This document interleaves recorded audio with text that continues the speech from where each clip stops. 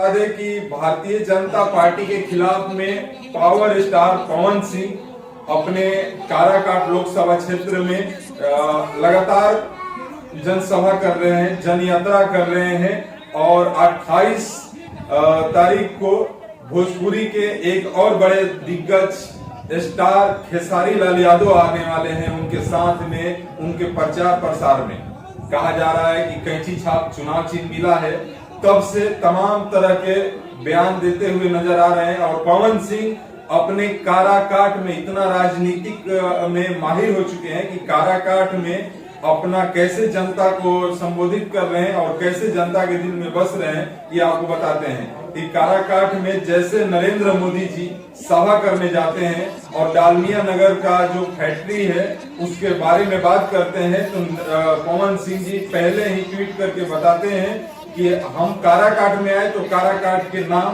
पूरा विश्व में हो गया, यही हमारे लिए विकास है, यही हमारे लिए जीत है।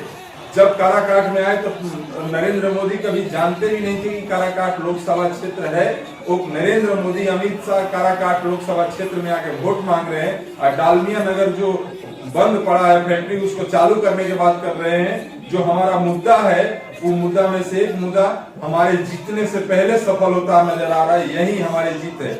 ऐसे अपने ट्विटर के माध्यम से कहते हुए जनता के लोगों के मन में दिल में पवन सिंह का छवि और ही मजबूत हो गया है, दृढ़ हो गया है। ऐसे में बताया जा रहा है कि काराकाट लोकसभा क्षेत्र में तमाम जो भोजपुरी के बड़े बड़े स्टार है, छोटे स्टार है, सब लोग सपोर्ट कर रहे हैं, सब लोग उनको वोट करने का वोट का मांग कर रहे हैं।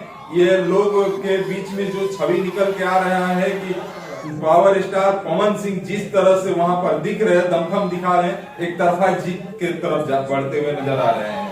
इसी में आपको बता दें कि राजस्थान के जो निर्दलीय प्रत्याशी थे उन्होंने भी ट्वीट करके बताया है कि हम किसी कारणवश पारिवारिक कारणवश नहीं आ पाए, लेकिन पावर स्टार पवन सिंह को आप लोग वोट दीजिए और जिताइए। बाकी ये वीडियो आपको कैसा लगा कमेंट बॉक्स में बताइएगा। वीडियो को लाइक करिएगा, शेयर करिएगा। नमस्कार, धन्यवाद, जय हिंद, जय भारत।